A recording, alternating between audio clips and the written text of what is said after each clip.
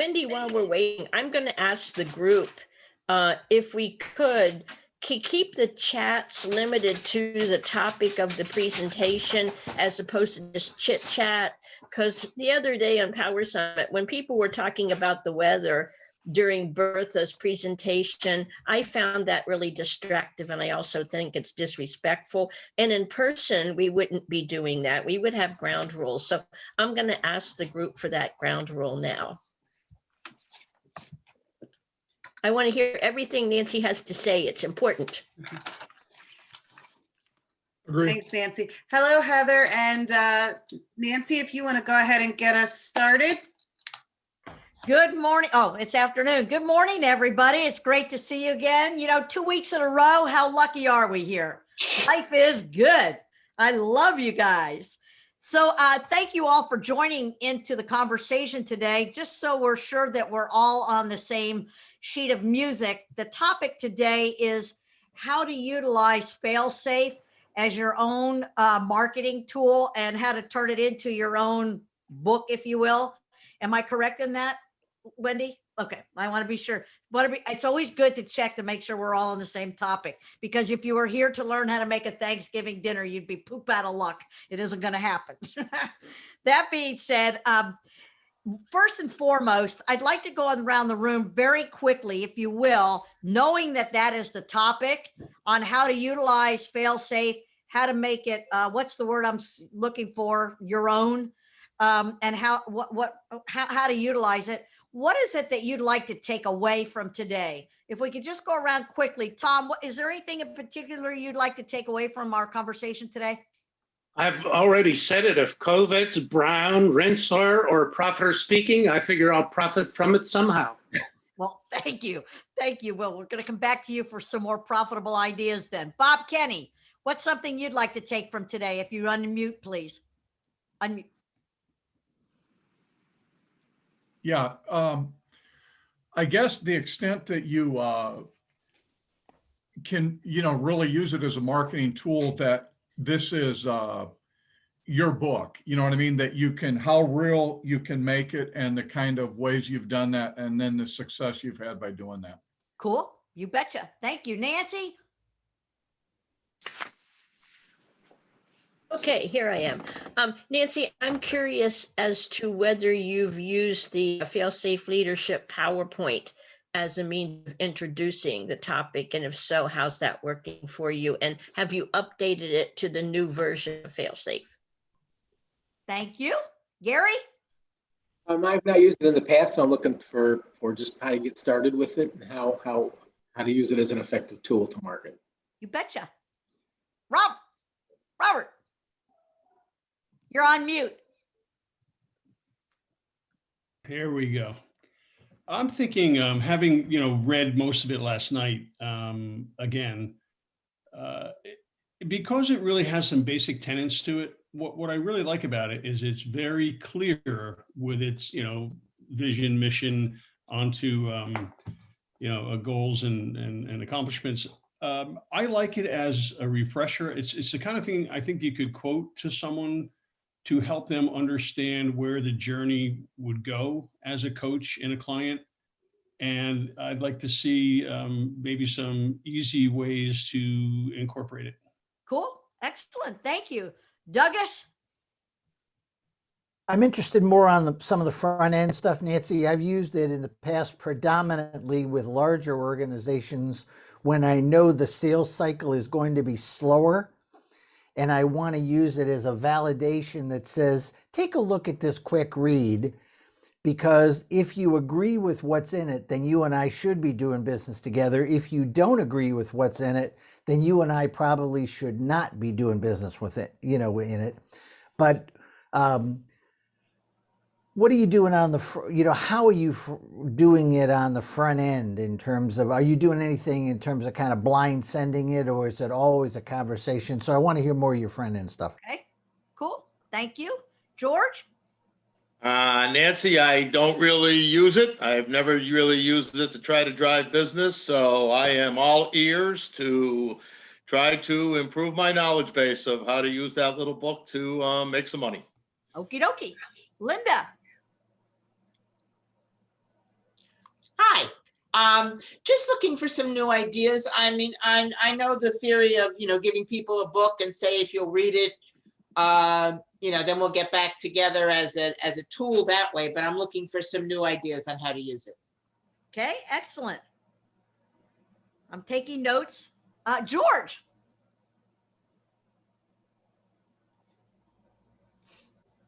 Nancy, what you're doing and how you're doing it. Okay, thank you. Virginia.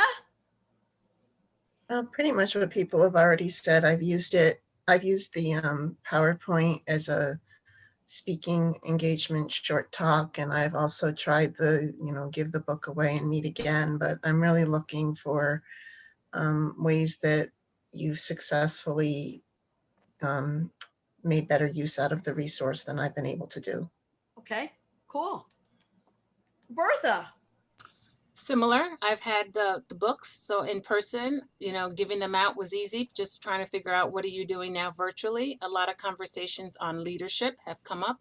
I'm doing a chat on leadership in April or May, and just want to know how I can incorporate that. I've also used the assessment to see alignment or misalignment with a board training last year, but want to see what you're doing online. Thank you, Nancy.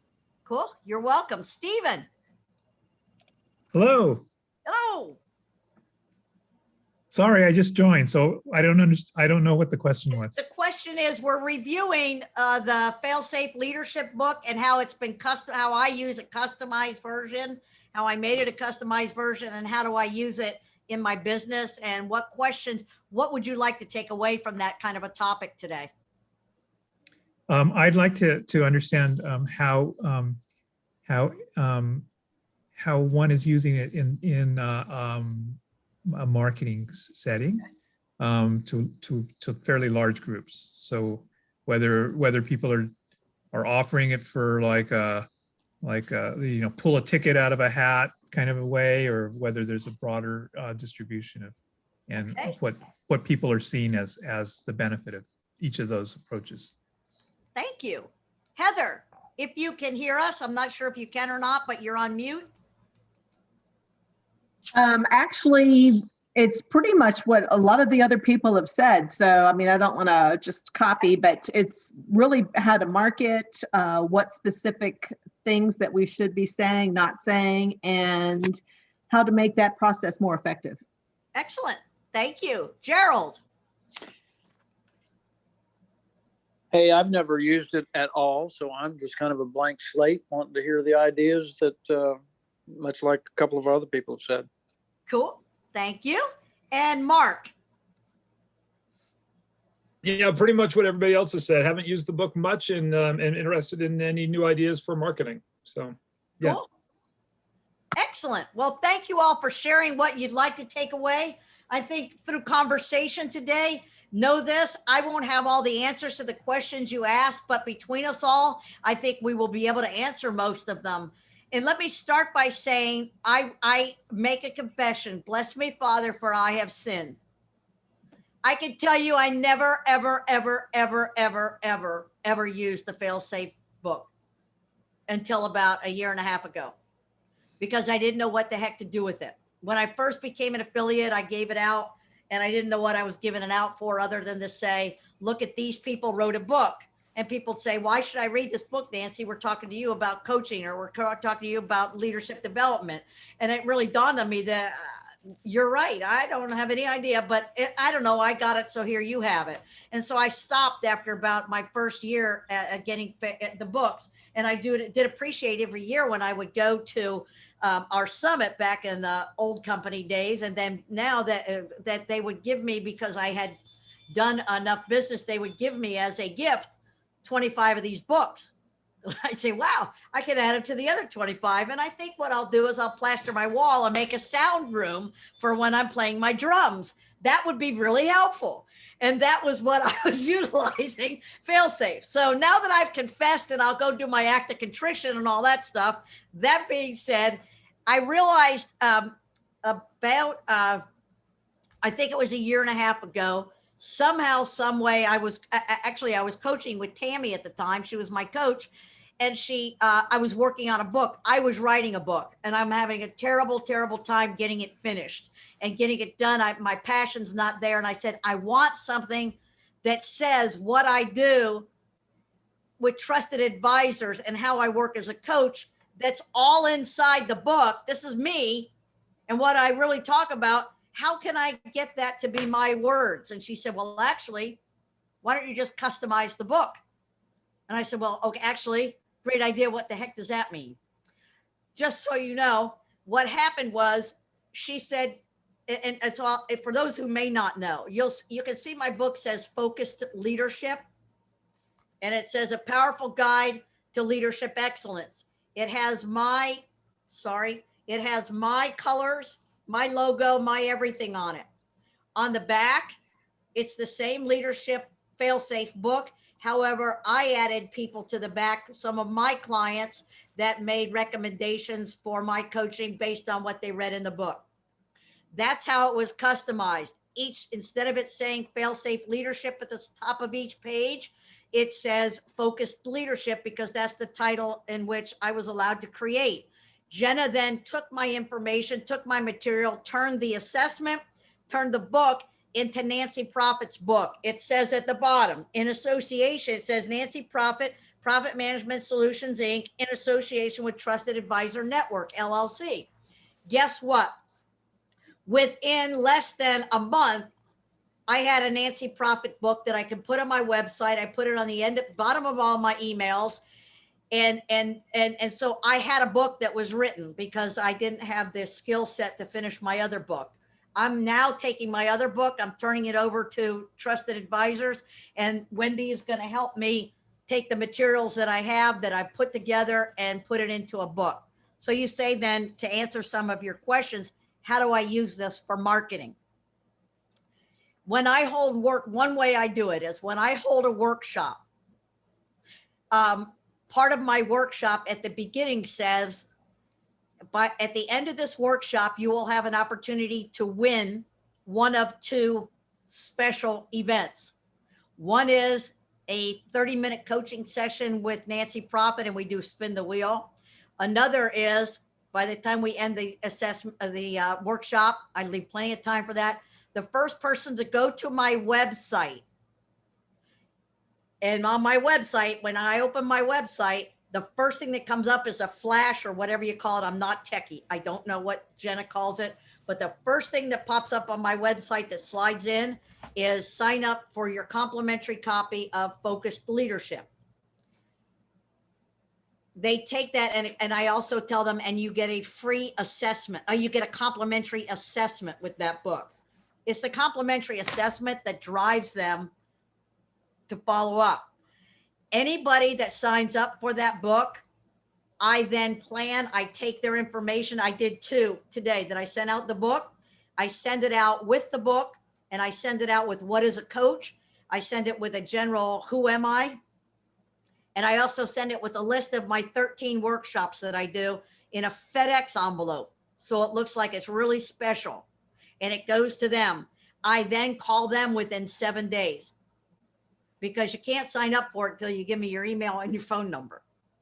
And then I call up and I say, so tell me about the book. And they say, I haven't had a chance to read it. Well, would you like to read it a chapter at a time, and we'll go through it together and we'll talk about it. And I give them a marketing coaching session on how to go through the book.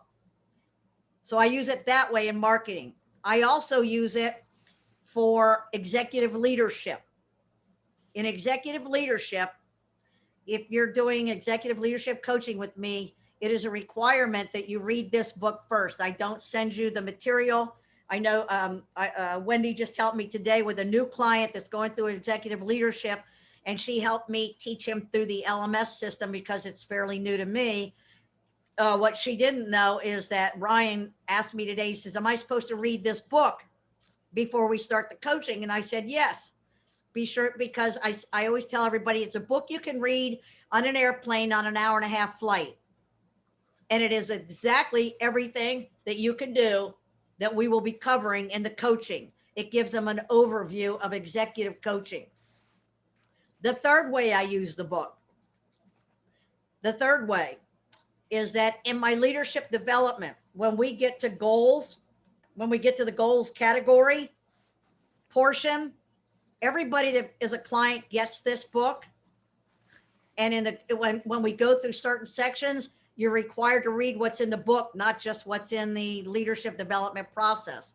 And all of a sudden they'll read something that's in the goals category, the goals part, and they read different other parts of the book. And then all of a sudden it opens up the conversation for our coaching meetings. So it's not just what's in that leadership development stuff, which means I don't have to go out and find a whole lot of new material to give them. Although I have a ton of material, this book is like, it's like just nuggets and nuggets, page by page, that they can pick up and read that may have something to do with a chapter. Sometimes I switch around on it as well.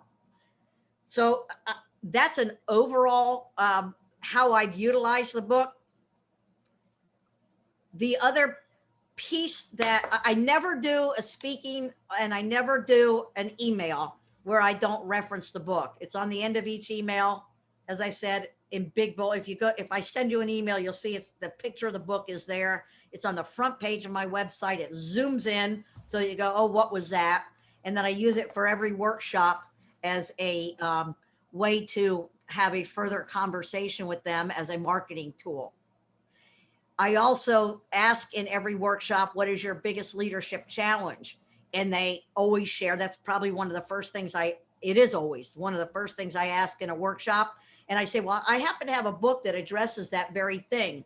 And so you'll have an opportunity to get a copy of that. And so that's another way I verbalize the marketing tool for it. I think every chapter in this book has something to do with everything we do, whether it be executive leadership, coaching, whatever it is. You can refer to any given chapter at any given time. And as I say, I like the goals part, how it talks about goals and a business owner or a manager, how to utilize it a lot differently than just going to what's the goal methodology we use in our leadership or executive leadership program. It tells you how to connect the dots between all of them. So I use it as a part of my coaching piece. Nancy, to answer your question about PowerPoint, in all honesty, I have no idea what you're talking about. I've never used a PowerPoint. I didn't even know there was a fail-safe PowerPoint. That tells you, this is the first I've heard of it. The second question was, am I using the most recent version? Absolutely. And in the front of the book, it tells whomever gets the book, in the front of the book, it tells, well, you can't see it. It tells all the versions that have been printed, and it's the most recent version. Let's see, anything, front end validation. Can you talk to me a little more about that, Doug? What you mean by that, what you meant by that front end, how to use it for validation? Yeah, what I'll do is if I'm working with a larger organization and I'm not sure philosophically whether we're really on the same page,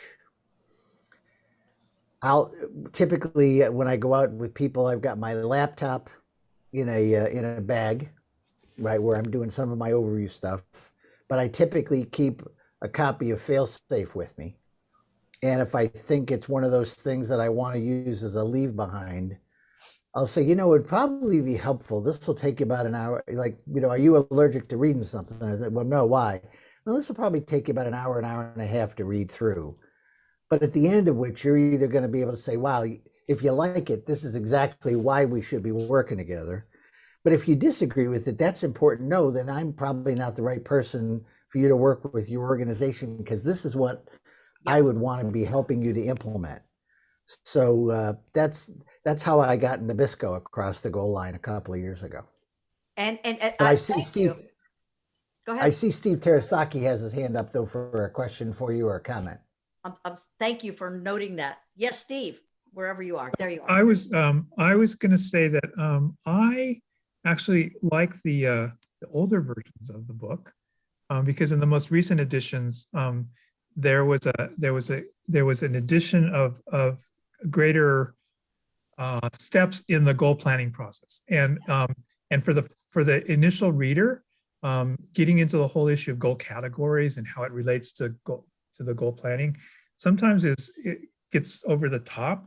And so as a first read, I found that the earlier books for me, where that wasn't a big as much of the chapter on goal planning, was actually easier to present to a new person dealing with leadership and how to deal with goal planning. So I've been trying to use my old versions and give them out prior to sending out the later versions. Excellent. I have a question. Thank you. Robert? The most current book is the 2019, is that correct? Okay. Wendy's Shaking nodding her head up and down. 2020. Yes, it is. 2020, 15th printing.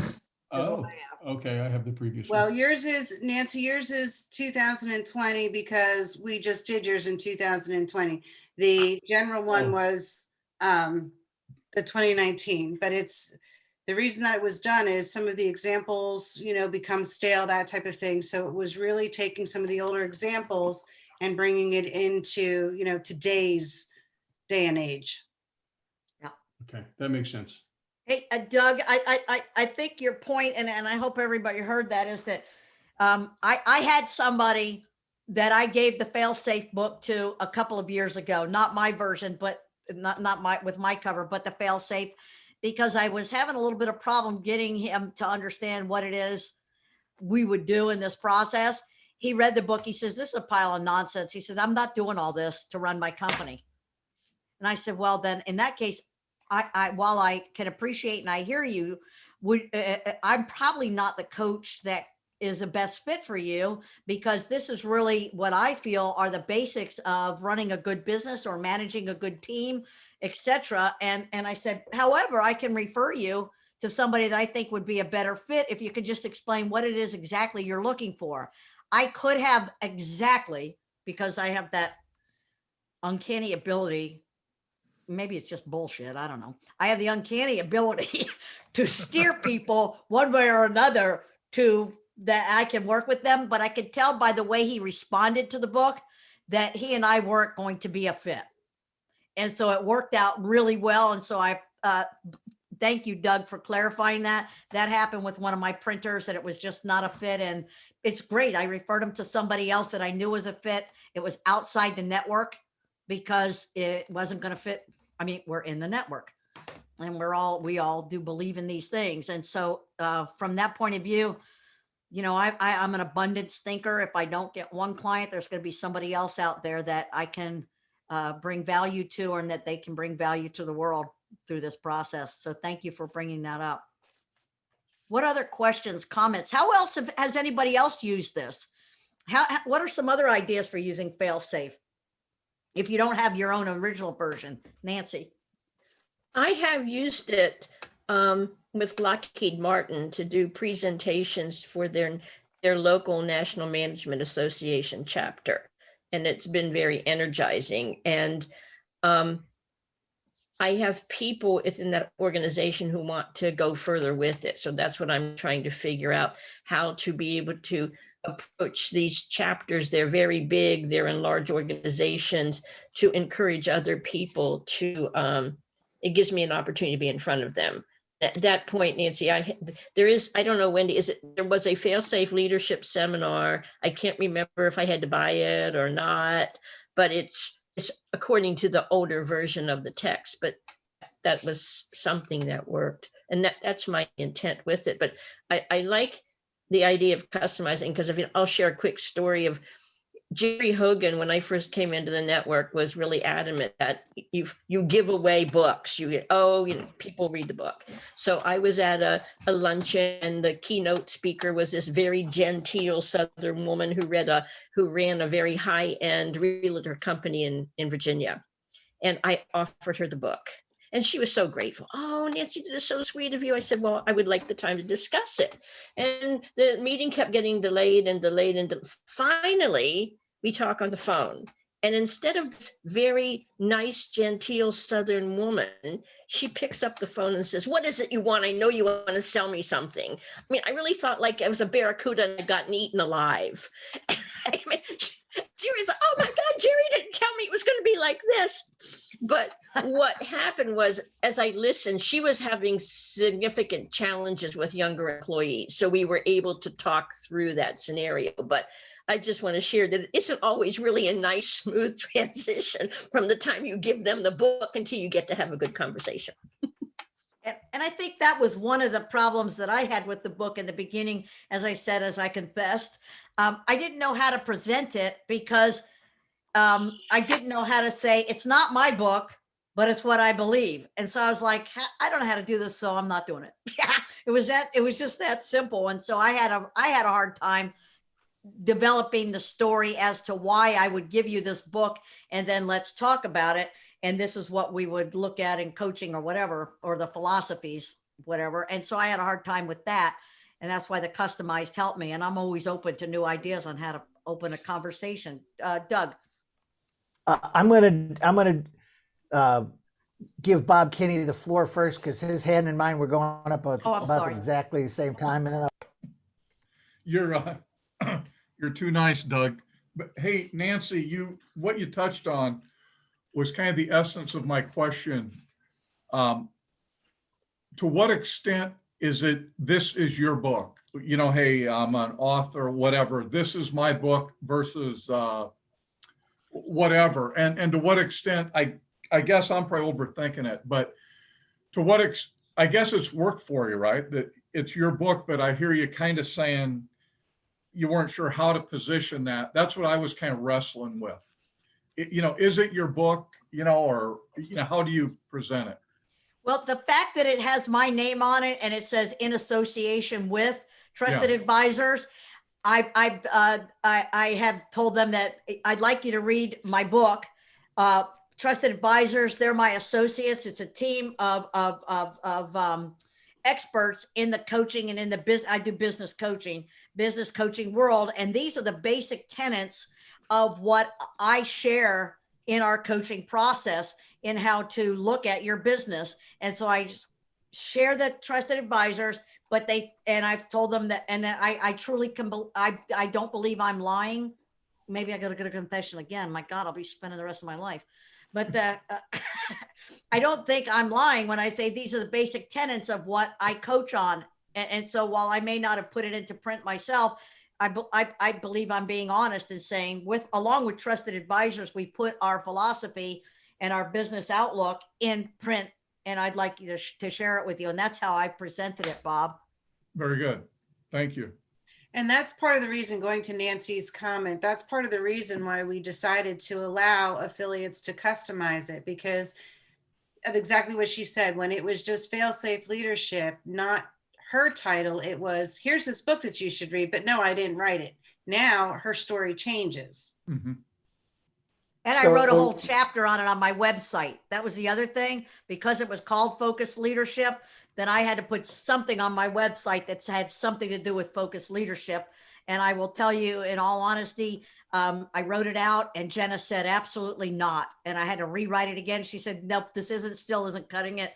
And so she was a tremendous help in how to use the tool in conjunction with, and I have it on my LinkedIn site as well. Anything I do social media, there's something about focused leadership. So that's, it becomes a branding tool.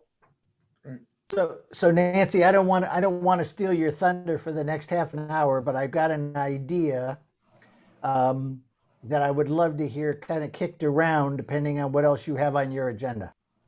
I have absolutely nothing except open discussion on my agenda. So please. So I'd like to put you to work. I know that's a shock to most of you, all of you. Oh. And that's how do you have an adult to adult conversation about fail-safe or about focused leadership and not a parent child conversation about focused leadership or about fail-safe? Great topic. So Nancy, I'll go. I actually found that that the book and it didn't matter if it was my book or some other book, but I like to tell the story that For me, and this is a personal story, is that after mutual evaluation and my 6-hour plane ride home to the West Coast, I had the time to read Fail-Safe Leadership. And it was really in reading Fail-Safe Leadership that the philosophy and the approach to leadership meshed with my ideas of what it meant to be a leader. And it was based on having that as the philosophy of what was then RAC, and I'll say the old name, but but it was really based on that having that connection with my version of what I saw as leadership, that really made me sign up and become part of the affiliate network.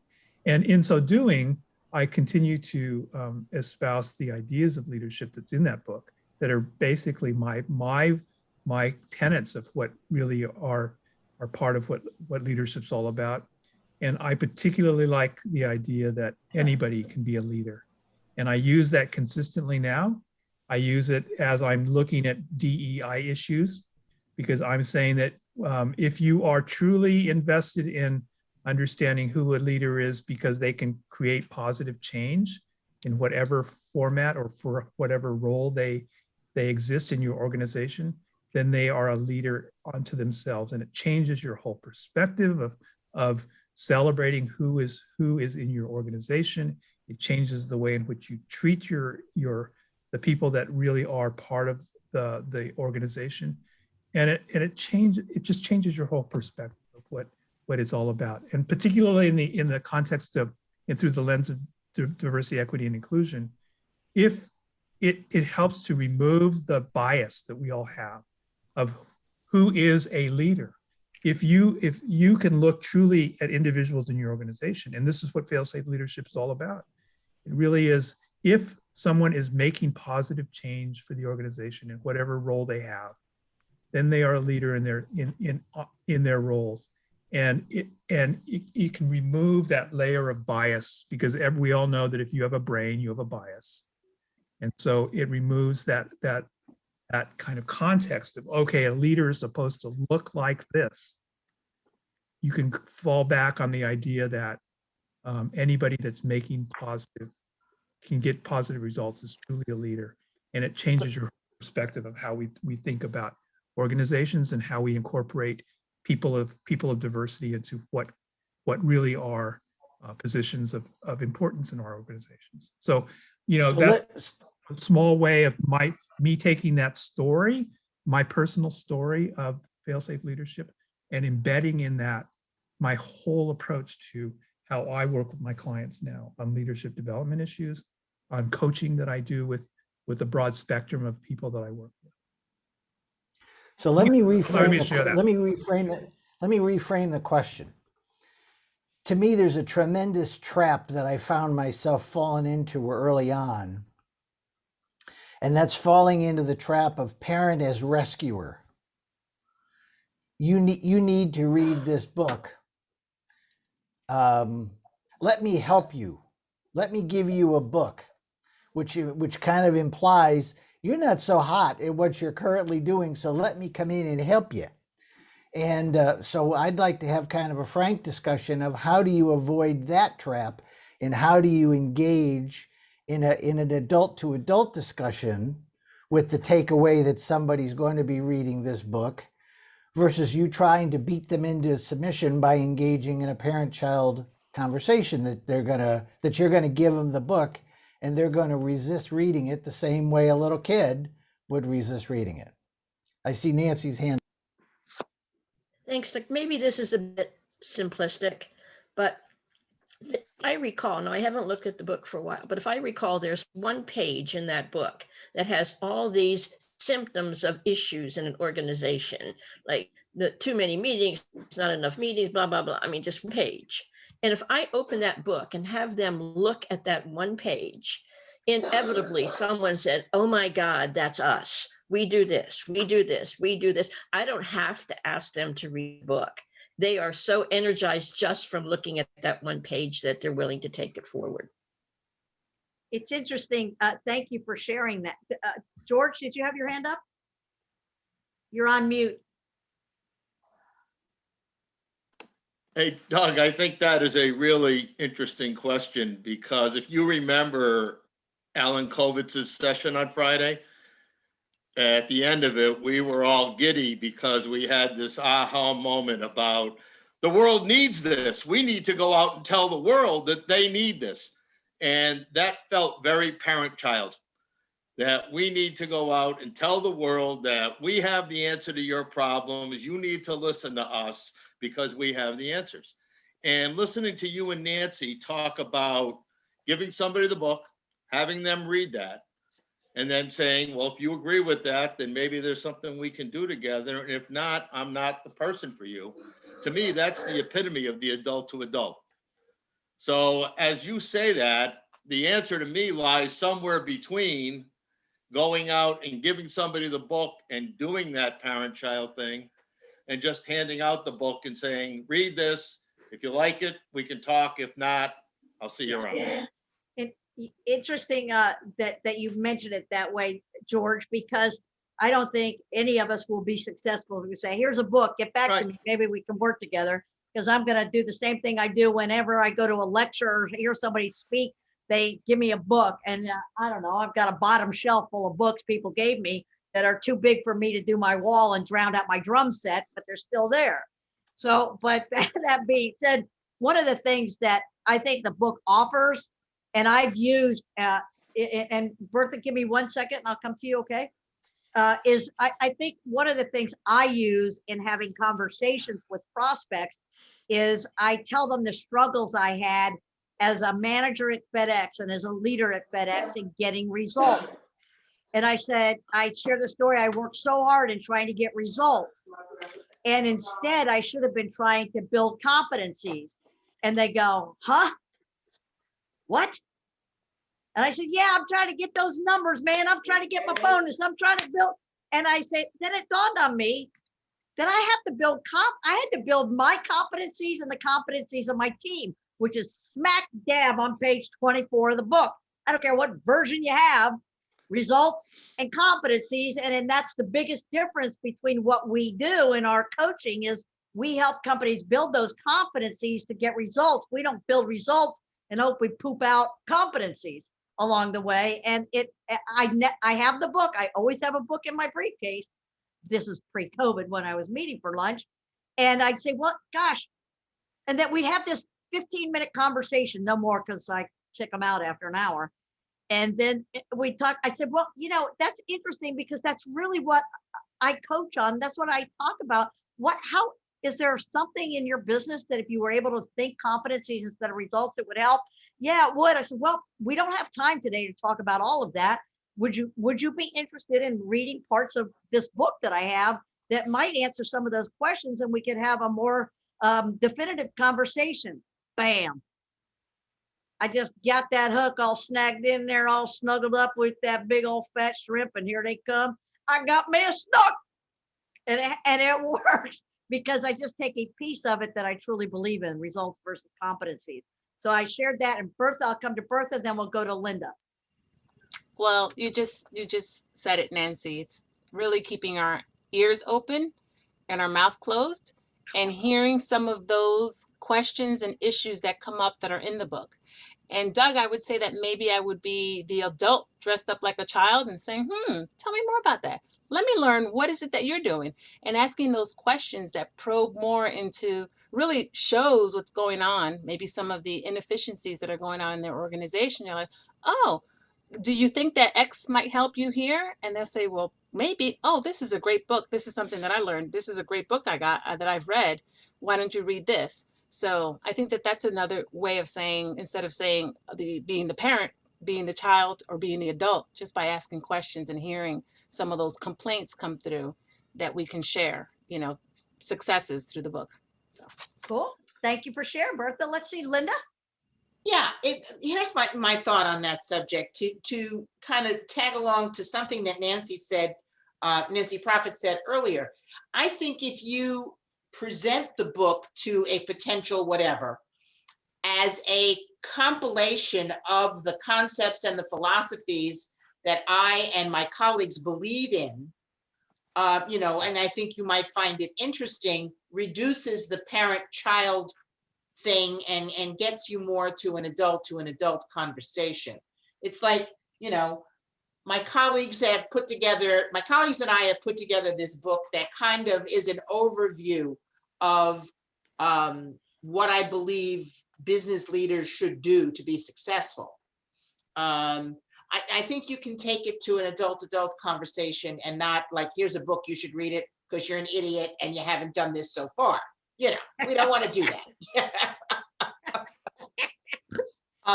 And that's always, but that's always the danger. Whenever, you know, when way back in the dark ages when we were new to this business, you know, the thing that sticks in your brain is you don't want to approach somebody and say, I'm a coach, you need me. And by the way, you've screwed up so far and I can help straighten you out. I mean, that's not what you want to do. So you've got to kind of take it to an adult conversation. Yeah, and I think that comes back to, quite frankly, thank you, Linda. That comes back to the idea of they're going to say something to you in a conversation. If you're really peeling their onion with them, they're going to say something that has something to do with one of the pages in this book or one of the chapters. And so as you don't have to say, hey, read this. You can say, wow, that's interesting because I wrote about that very topic. It's been a challenge for me as well. And it might be of interest to you. I never give it to them, say, read. It might be of interest to you. You know, here's on page 55, 55, that little engine that could, remember when we were kids? That happens to be the topic, the chapter name. You make it personal as something that you've struggled with in your business because every one of our clients, at least every one of my clients, has struggled in their business. I've struggled on the same things they're struggling with. We're in business. And so and they're going to say something that relates to a chapter in the book. And then you say, you know, just read that chapter. Here's page 56. I put my little, well, it's gone now, but when I customize the book, they give me little, whatever you call those things, page holders. And bookmarks. And I give it to them and I say, you know, just read that. And I said, you know, let's talk about that. Is it okay if I give you a call next week? And we'll talk about that. And all of a sudden it's opened up because I'm not there to sell them anything. I'm there to help them figure out why they want to buy me lunch. If I can. What other comments, questions? But Nancy, I think something you just said, sorry about that. So what would you suggest, Nancy, in this virtual space? How do we make the conversion from being in the same space for lunch and saying, hey, I have this great book in my briefcase to where we are now virtually? How would you do that? How would you shift? The only way that I've done this was, and help me out, Wendy, it's the questionnaire or the assessment. And I use that with a team. And then that brings up some of the misalignments in the organization. But I don't know, I'm trying to think outside the box and be a little creative as to how I can bring that conversation into place using the book as the base. What would be different? What would be different in whether you're sitting across from them and going, or sitting across from you here and saying, I'll drop this in a USPS and hope you get it someday. No, I'm only kidding. I'd love to, for me, it's the same conversation, whether I'm physically handing it to you or sending it to you, it's still the same. Would you be interested? You might be interested in a little engine that could, because I've worked through these same kind of dilemmas, and I found this to be a real help after I've had some help peeling my own onion. And so it's now I've written it out in a book that might be helpful. Yeah, okay, I'll read about it. And I pop it to them, and I send it FedEx because I think it's meaningful. I also send it FedEx because here's another confession. I get 75% off all shipping because I'm a retiree. So that's a little bit of a cheat, but you know, I would never not send it USPS priority mail. But I don't know that there's a big difference. I think, Doug, you had your hand up. Yeah, I did. One of the things that let's not get trapped in terms of violating the sales process here. Yes. That if somebody is willing to bring a full process from you, don't trade that off for a $7.95 book. You bet. So I'm looking at the book as a vehicle that's going to allow me to do a better job of selling a full-blown development process. Don't take a dive on this one because you could be costing yourself thousands of dollars. Oh, I got this book here, so let me give you this free book, and this way we won't have to, you won't have to buy what you need. Make sure that you're not buying it back in terms of your own philosophy and attitude about doing this. It's the equivalent of, oh, you can come in and buy, a $300 seminar from me instead of a $5,000 coaching process. Just be careful. That slope gets pretty slippery. Yep. And that's why, in the course of a prospect conversation, they may not see the book. However, if we start a coaching process, at some point they're going to see the book because I use pieces of it throughout the process. So one way or another, they're going to get it. And then at some point thank goodness, I've had clients say to me, hey, can I get another copy of that book? I'd like to share it with, and all of a sudden they become my marketing arm. I've had some luck with that. Nancy Taylor, I saw your hand up. I have a question, Nancy, and I guess part of this goes to Wendy too. When you customize the book, does it still come with that free assessment for the business? And if you've had them take the assessment, has there been what values come out of that? I can answer yes to the assessment. It comes with the assessment. And the assessment has been part of the sales process in that, okay, now that you've taken the assessment, where do you see the, just the same way you'd have any other kind of discussion, where do you see the voids, the disconnects, the misalignments, and what's that doing for you? What kind of pain point is that for you? If you were to be able to fix that void, how might that help you in moving your business forward? And it just becomes part of that, again, the sales cycle. But again, that's two different versions, because one, I'm sitting in a prospect conversation. Secondly, then I'm doing it as part of the process. But the answer is the customized version. Yes, it has the assessment and it has your branding all over it. What other questions, comments? Nance, I'll address what you talked about first. Mea culpa, maxima culpa. I similarly share. I probably have 100+ books, but I was never smart enough to think about them for a sound room. So I'm going to have to relook this, particularly with what you talked about. And Doug, back to your point about adult to adult. When you have a long process. Usually what I try to do is meet with people, go through the sales process, get some key goals and key challenges. In the second time I meet with them, I try to close. Well, most of them I close, probably 2/3 of them, but there's those ones that are going to take a long time. So your approach is a pretty interesting one, which, hey, if this makes sense to you, then we probably should be doing business. If it doesn't, we shouldn't be doing business. It's that simple. So I like that approach. That's an interesting way to use those books. So thanks to both of you. Thank you for that comment. I think it's interesting with Doug's point. If it works, fine. If it doesn't, fine. When you do that, when I did that with that printer, I didn't think he was going to read the book at all. I really didn't. And when that kind of a statement is almost a primer to say, I dare you to read it, because I dare you kind of deal. And it worked out for the benefit for both of us that we didn't work together. George, did you have a question? Yeah. Did you do much work with fail-safe leadership, or is almost all the stuff you've been talking about been done with focused leadership? Focused leadership, same book. As I said at the beginning, I didn't know what to do with the fail-safe leadership book because it wasn't mine.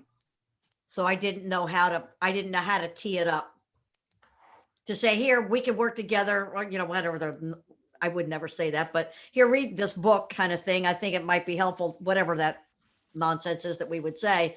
I didn't know how to do that and give them somebody else's book because I want them to believe in me. And just because I read that book doesn't mean I'm that coach that's good for you. Yes, Robert. I've got one more to follow up on Steve's comments before, and I thought they were really good about what does a leader look like, what attributes does he or she have, and that sort of thing. And I understand the difference in the book is about results, right? It all makes sense, and there's a process to get to results. But the point I'm trying to make here is that when I talk to salespeople, I'm often saying to them, being a seller is being a leader. You have to lead your own organization. You have to do things like Rick Lochner tells us about, to actually have your own org chart of people that don't actually work in your organization, but they're part of your team. And that makes a lot of sense. So on that, to build a little bit further, to say that if you're a salesperson, you need to know how to lead yourself. And leading yourself is to understand the process that takes you from here to there to get results. And I saw that in the book anyway, and also in this conversation, as a great springboard to put sales and leadership in a more synonymous way. Excellent. Very good point. Very good point. Any other comments? Ideas? Yes, Nance? This is kind of to follow on to what Doug's line of thinking and the idea of using the book as a marketing tool. Now, I remember when I first joined the network with that other name at our former power summits. I can't tell you how many times Doug would get up in the front of the room and insist, I know Linda remembers this, we name the steps in the sales process. And right now I'm thinking, oh my God, I can remember the first three. We need to do that again, Doug.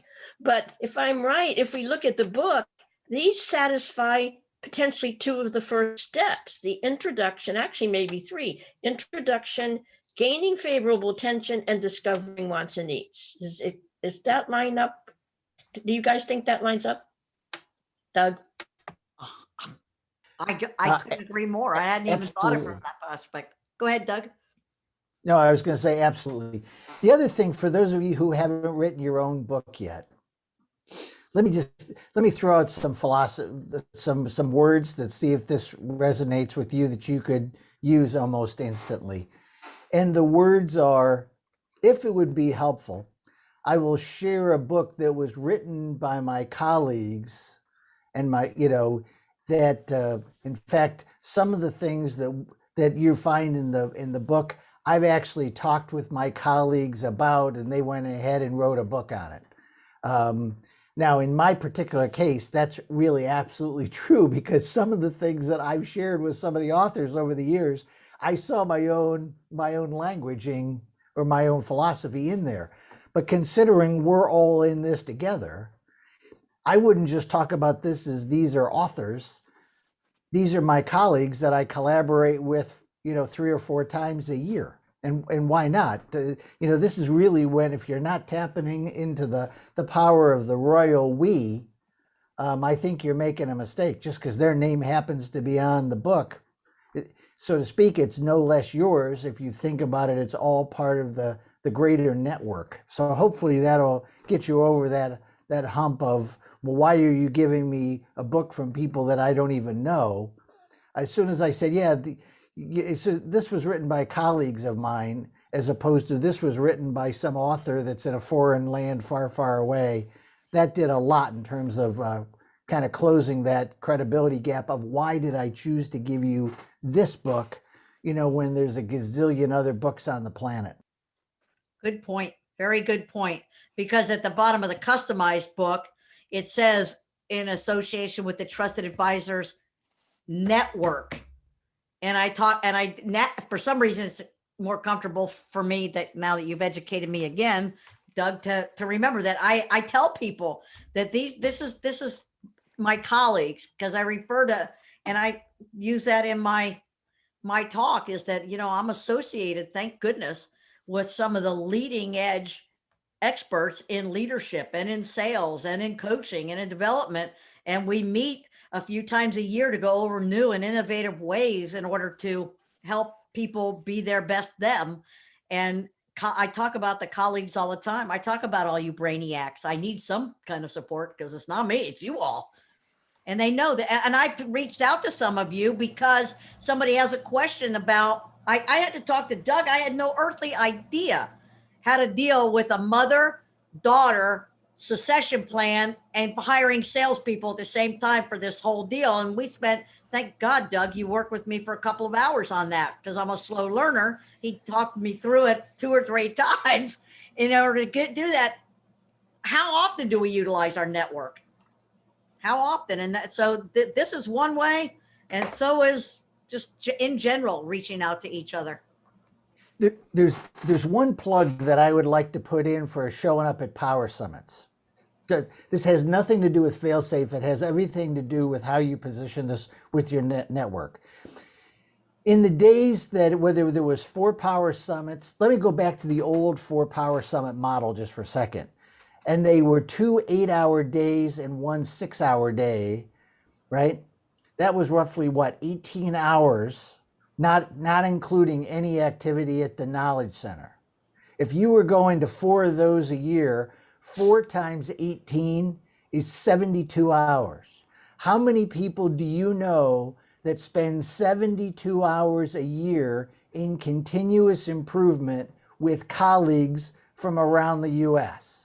I don't think there's going to be too many people in your hometown that are making the commitment to do 72 hours of continuous skill building and sharpening your saw in your area. If you're not positioning and that's outside of any reading you might be doing or any coaching you're doing with anybody in the network, but make sure that you're thinking about how many hours a year you're spending on calls, even like this. I mean, this is another hour of sharpening your saw a year. Make sure that you're not undervaluing how much time you're putting into personal and professional development so that you're positioning yourself as somebody that's actually practicing what you teach.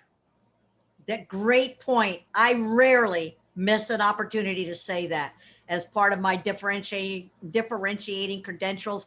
I am required by my company. They don't know it's Profit Management Solutions, but I say my company to attend recurrent certification training because of that, because everything we talk about has something to do with coaching. It has something to do with DISC. It has something to do, that's what that I think that trusted advisors bring. We touch on all of that. And I say that's what differentiates what I do with other coaches that are out there. That is something that the leading edge. I always say the leading edge innovative ideas for business coaching through a group of affiliates that I have an opportunity to work with. And I think, to your point, a huge opportunity, Doug, as a selling point. If you're not saying something, if you're not saying something to people like, in order to make sure that I personally don't get stale, yep, that I'm going through 72 hours a year in terms of professional development, you don't even have to say, how much are you going through? Yep. That question has already been implied based on, kind of stopping the sentence early. Yep, you bet. Are there any other, thank you, Doug, for that point. Great point.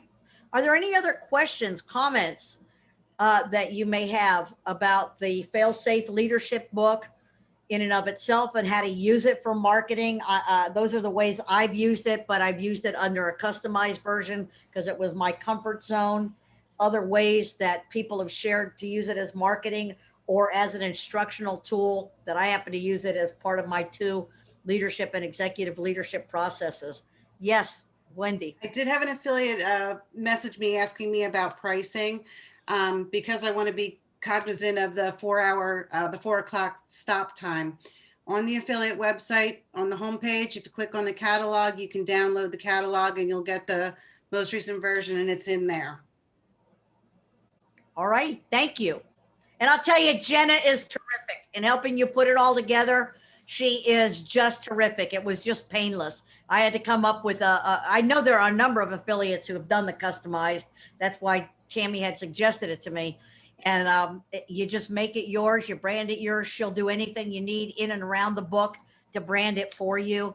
And as I said, on the back page where on the fail safe book, it has all those different people who did, the references or the comments. Yeah. I found three clients to put their own version in there that were my own personal clients. So it customized it even a little more. So if that can help anybody at any time with any of this, please don't hesitate. I thank you all for joining us today. Thank you all for helping me be the success I'm able to be. I couldn't do it without any of you. Every one of you has an impact on where I'm going in my life and my career. And I thank God for you every day. And I really thank God for Wendy, because I don't know how I'd have gotten through my call today without you this morning at 8 o'clock. Thank you. Before we run, I have a question for you that'll can wait till folks are off. Thanks, Murph. See ya. Thank Bye-bye. you. Thank you. Bye, everybody.